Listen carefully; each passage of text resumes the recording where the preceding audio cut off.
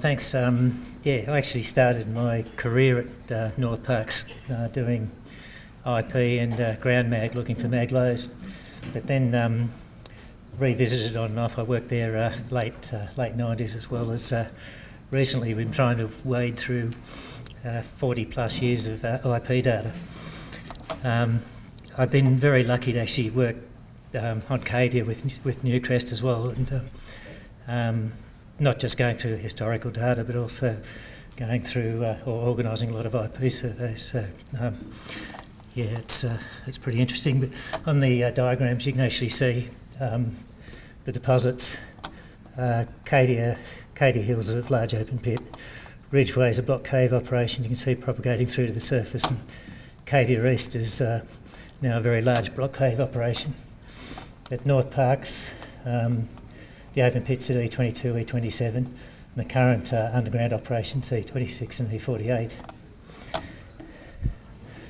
So what I'll do is very briefly go through discovery history, geology, and then, well, actually I'll go through the regional geophysics, but then the discovery history, geology, just district gravity mag, and then look at a number of the deposits just locally at both Cadia and North Parkes.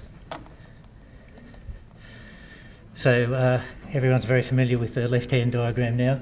I guess Cadia sits just to the south of where we are now, and North Parkes is over here just to the about 30 kilometres northwest of Parkes Township. I'm just talking about the large alkalic deposits at Cadia and North Parkes. I guess there are a number of sub-economic calc-alkaline deposits, and also I guess the other large big gold mines like Cal here. Looking at the gravity, basically the Ordovician fold belts actually stand out as gravity ridges, and North Parkes here is quite a clear break or low within the gravity ridge, probably due to an underlying granite. And Cadia, you don't see the same thing, and could be just because the underlying batholith is probably more mafic, and you just don't get the density contrast. If you look at that with respect to the mag now, you can see North Parkes has a large magnetic intrusive complex. Cadia has, but you don't see that quite on this scale.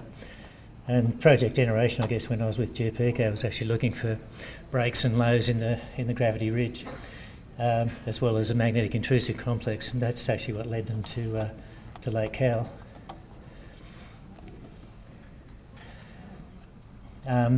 Just a very quick rundown on the discovery history, which I won't cover in any detail. Most people know it a lot better than I do here. But basically, the two skarns there, you can see Little Cadia, Big Cadia. That was probably most of the production for the 20th century, I guess. And then Newcrest purchased Cadia in 1991, recognised the porphyry potential, and Cadia Hill was discovered in 1992, which is a pretty interesting intersection of 217 metres at 1.36 grams per tonne and 0.15 copper. Cadia quarry at the same time. Cadia East was found through step-out deep drilling, and Ridgeway... Oh, it's a bit low. Okay. Ridgeway was found following up a relatively weak IP anomaly, and persevering with deep drilling. And Cadia Far East, which actually became Cadia East, was found through step-out very deep drilling. And the resources, I guess, really Ridgeway's, well, Cadia Hill's actually large and low grade. Ridgeway's pretty big and well, not big, it's a small deposit but high grade, and Cadia East is massive, nearly 3 billion tonnes, 38 million ounces. And then if you put that in perspective, it's one of the giant porphyry deposits, giant gold-rich ones. So you can see Pebble in Alaska is probably unlikely to be mined because of environmental issues. Grasberg in West Papua is just phenomenal. But if you look at the other large porphyries in this part of the world, you have, actually is that C? Oh yeah. You have, I guess, Oktedi and Golpu in New Guinea, and Bala Hijau down here in Indonesia, Panguna and Bougainville. So Cadia is right up there in the giant porphyry deposits. Just a quick look at the geology. I guess a lot of you will be familiar with this, but the older sequence Wimala siltstones here in the light blue, and they're overlain by the forest green volcanics, forest hill volcanics in the green, and then that's intruded by the Cadia intrusive complex. The mauve to pink is actually Silurian cover, and the light brown is basalt cover. So just looking at a section through that, you can see Ridgeway is actually hosted in the Wimala and forest reef volcanics, and Cadia Hill is hosted in the monzonite, and Cadia East again is hosted in the volcanics. I guess the lower slide just shows the depths of these, so you're looking at about 500 metres at the top of Ridgeway and about the same Cadia East, so they're actually quite deep and relatively difficult targets for geophysics. Gravity, just looking at 500 by 500 metre space gravity, you can see possibly the diuretic part of the intrusive complex may be to the west of Cadia Hill and Cadia Quarry. But really you've got a gravity ridge running through here, which might indicate that an underlying batholith, or there may be a deep underlying mafic intrusion. On the eastern side, northeastern side is the Silurian Basin, and the southeast you're looking at Gouldy's monzonite complex. Looking at the magnetics, which is a little more useful, it's actually dominated by the skarns, so these skarns are about 9 to 11,000 nanoteslas, highly magnetic, and magnetite skarns. Ridgeway, you can actually see the alteration halo due to Ridgeway, but Ridgeway itself is not clear because it's 500 metres at depth. Just to the southeast is the diuretic part of the intrusive complex, highly magnetic, and then to the east of that, the host of Cadia Hill, Cadia Quarry, is in the monzonitic part of the complex, and there's no obvious sign of a magnetic anomaly at Cadia Hill. Cadia East, these sort of weak anomalies are due to alteration. There's a halo to Cadia East, but it's getting too deep to see much of a signature around Cadia East. The dendritic pattern here is probably remnantly magnetised tertiary basalts, and they actually cover a lot of the area, including Ridgeway. They're not particularly magnetic, but they are obvious in the quiet areas. Jumping now to Cadia Hill, just going through the prospects now. Basically, Cadia Hill's hosted by monzonite, and it's just about all propylitically altered, so there's not a big alteration zone associated with Cadia Hill. But there are sulphides, and there is an IP anomaly associated with it. But there are an awful lot of IP anomalies in this system, and it's probably not a good idea just to go around drilling chargeability anomalies in isolation, but there is one associated with Cadia Hill. For something a bit more interesting, Ridgeway, the original line of IP is this solid yellow line, and then more recently we tried to get as close as we could with a more recent IP survey, which is actually a MIMDAS survey. The advantage of that is that not only very good signal to noise, but you can measure MT at the same time. So actually I guess there are probably 3 lots of resistivity surveys I'll be talking about here. One, there's the resistivity you get from IP. The other, MT, uses the natural electric and magnetic fields to look for the deep resistivity. And also there's a bit of CSAMT, but all of those techniques just measure the electrical resistivity of the rocks, or the direct inverse of conductivity. So I may chop and change. Anyway, just a quick look at the geology and alteration. Basically, I guess you've seen this a few times, but so it's a series of porphyry intrusions intruding the Wimala, which is in the blue, up through the forest reef volcanics. But what's interesting is the alteration. I mean, it goes from potassic through to propylitic, but all of this alteration is highly resistive. There's a lot of albite, K feldspar, So it's actually very different to the calc alkaline deposits that, or the large calc alkaline deposits, where the ore zone itself usually has vein sulphides and there's extensive clay pyrite alteration. So this is very different. This is highly resistive, and the other large calc alkaline porphyries are actually quite conductive. The sulphide zonation going through bornite to chalcopyrite to pyrite to halo. So just looking at the magnetic susceptibility of Ridgeway. Ridgeway itself is highly magnetic. I guess 2 to 5% magnetite. So Ridgeway is very magnetic, but there's also a well-defined magnetite halo. The thing with Ridgeway is, it's 500 metres down to the top, but if it wasn't so deep, it would be quite a strong, well-defined, discrete mag anomaly. And looking at the original line of IP, it's actually quite a weak response. If it comes up in the arrow, it doesn't have to use the pointer. So it's actually quite a weak anomaly. There are other large anomalies in the district, as you get with most porphyry districts. So this was, I guess, always interpreted to be the pyrite halo to Ridgeway. But if you actually run an inversion, so this is an inversion done by GRS, you can actually see Ridgeway is probably the major cause of that anomaly. There is definitely a pyrite halo associated with it, but Ridgeway you do see an observable chargeability anomaly. The problem with the MIMDAS line is it actually went past an electrical substation, so the chargeabilities were absolutely useless, but the resistivities were still good. So just looking at the resistivity section there, basically the red's very high resistivity, so this is your alteration. And then within that you actually see Ridgeway, which is probably caused by sulphide veining. And a lot of work had been done by Close in 2002. Actually, he did a lot of underground measurements as well as a lot of physical properties on core, and came to the conclusion that it was reasonably conductive, but not so conductive EM might work. But so he was measuring around 10 to hundreds of ohm metres. But this anomaly here that fits Ridgeway actually is about 200 ohm metres, so it's actually quite consistent. I also should say it's a joint inversion between the DC resistivity and the MT. So the DC resistivity would not see this. Well, it actually doesn't see this.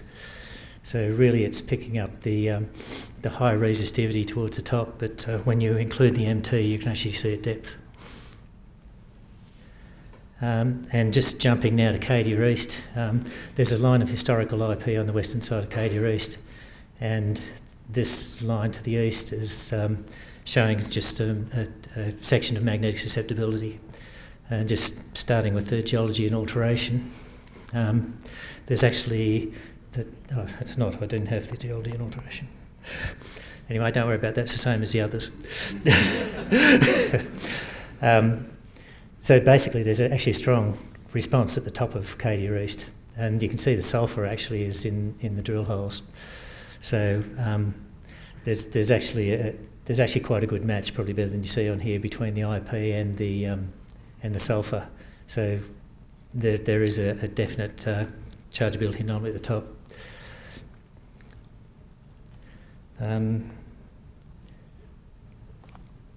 So then just jumping to the section with the magnetic susceptibility, might be a bit hard to see, but the actual high grade ore has very little magnetite, whereas you're getting it as actually as a halo around the outside of the magnetite. There's actually a reasonable amount of magnetite in the tailings at Cadia. So there is a reasonable magnetite halo, but it's not one-to-one with the ore. And there's actually a deposit, sub-economic, very deep deposit to the east called Warrangong. And we did a line of IP there where we didn't have problems with infrastructure. So if you look at the anomaly here, really there's 750 metres. we're not seeing any chargeability in any of the surveys sort of below about that. So I think that's pretty much the extent of chargeability. But Wollongong was actually, historical IP actually helped drill Wollongong in the first place. And so it's a deep flow growth thing, but this is actually another joint inversion between the MT and the resistivity from the IP. And you can see the very high resistive alteration, and then within that you have this more conductive zone, probably due to, again, sulfide veining. So it's one away from infrastructure and seemed to work pretty well. Anyway, jumping to North Parkes now. I guess the discovery history here, Geophysical went in and explored in the area in the early 70s, found some skarns, and then they decided to do 1 kilometre drill spacing along public roads. And E22 alteration was intersected along Hadevar Lane here, which is one of the public roads, and E22 was alteration was intersecting in a hole near E22, and they found it soon after. And then soon after that, E27. So that, then further RAB drilling and mapping found E26. Quite a bit later, E48 was found from interpreting a mag anomaly.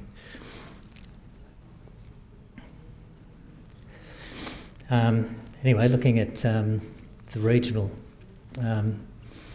gravity around North Parkes, you can see, I guess these are early Silurian, late Ordovician volcanics, the orange and the greens, and then you have a series of monzonite, 440H monzonite intrusions. But you can actually see a very clear gravity low, probably about 20 milligauss, due to the underlying batholith.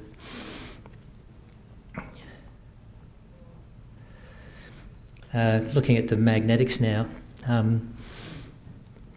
this is a survey done, high resolution survey done in about 2012, but E22 and E27 were actually, pits then, and there's quite a lot of infrastructure. So the pre-mining ground mag was actually merged in here, so this is effectively a pre-mining survey. So you can see quite clearly E22 has a magnetite halo, magnetic low associated with the deposit, as does E27. E48, this is alteration associated with E48, and then E26 actually has very little in the way of a magnetite halo. This anomaly here is actually a diorite sill that's magnetite altered. So I guess E22 and E27 are probably fairly low in the system, and you're seeing the magnetite halo very well. E48 is probably a bit higher, but it's probably this broken up image is probably due to phyllic alteration or late phyllic alteration. And then just looking at the section, the section through there, the host at E26 is actually trachytic volcanics is actually quite iron poor. So you might actually need an iron-rich host to give you that magnetite halo, which you get quite clearly at 22, 27 and 48. And I guess again you can see the distribution of copper. I guess this is a very dated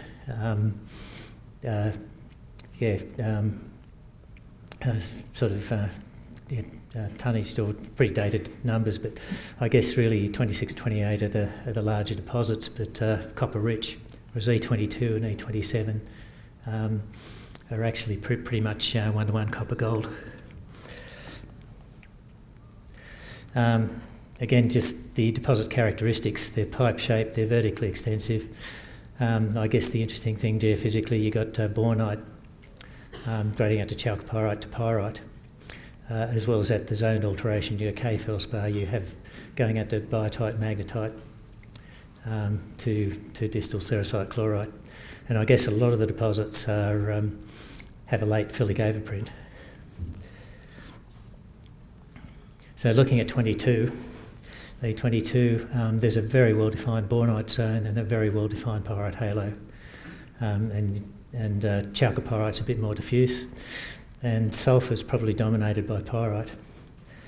So if you look at, I guess this historical line of IP is as close as we could get, but if you look at the IP compared to the pyrite halo, you actually are seeing that, well, despite it being a very old historical survey, you are seeing a pyrite anomaly actually due to the halo. It's actually enhanced here because it's probably running into the pyrite halo of E27. And this is a line of CSAMT through there, so again resistivity. So you can see there's a very high resistive background, probably due to albite and various other alteration. But what's interesting here is you actually could see a relatively conductive zone associated with the deposit. And I guess in this case it's probably due to phyllic alteration. I guess also at North Parkes you actually have very conductive cover. Looking now 26, it's along the edge of a stock. I guess the same sort of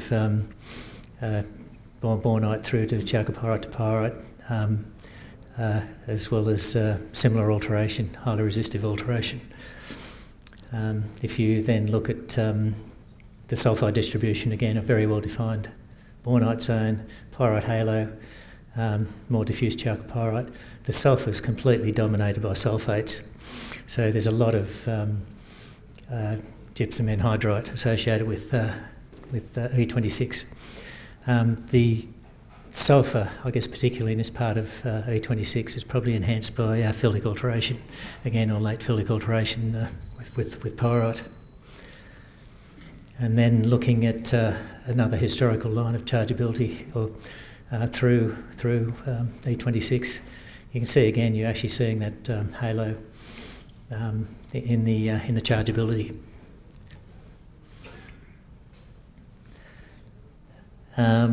So jumping to 48, it's more similar to the others. I suppose you have bornite through to chalcopyrite to pyrite, a well-defined magnetite alteration zone. And what's interesting, at 48, Rio Tinto did a broad MT survey, and so this is conductivity. So 48 sits in here on the western side of this conductive zone. So 48 in itself is conductive, which again is probably due to late phyllic alteration. The eastern side of this, I guess, is only defined by 2 points, but it's still unknown whether that's broad phyllic alteration or what's going on there. So that's still got to be determined. But it's interesting the 48 comes up with a conductive zone in that highly resistive alteration. Anyway, I got there. It's quick enough.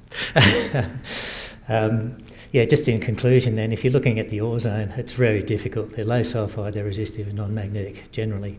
But Ridgeway is completely different. It's chargeable, it's conductive and it's highly magnetic, so it's very much an exception. You get a well-defined magnetite halo at most of these deposits, 22, 27, Ridgeway, maybe Cadia East you do, but I'm not sure how extensive that magnetite alteration is. And 27, the exception there is E26, and it could be just because there's not a lot of iron in the host rocks. There is a pyrite halo of most of these, and also a lot of this late phyllic alteration or even the sodic alteration may bring in more pyrite. So it could be the reason you get actually a well-defined chargeability high at Cadia East. The alteration's generally very resistive. It's unusual, but you may be lucky enough to have a weak conductive zone associated with your mineralisation. So I guess in following this up, it's very rare you don't get good value out of a good mag survey. So a high resolution mag survey is it's almost always cost effective. IP is worth doing, but you wouldn't just run around drilling every chargeability anomaly. So you wouldn't do that in isolation. And I guess if you came across a broad resistive zone in volcanics, it'd be worth following up. And if you're lucky, you may actually see a weak conductive zone actually within that. So anyway, that's it, and I'd like to, I guess, thank Newcrest and CMOC for letting me present this. Thanks.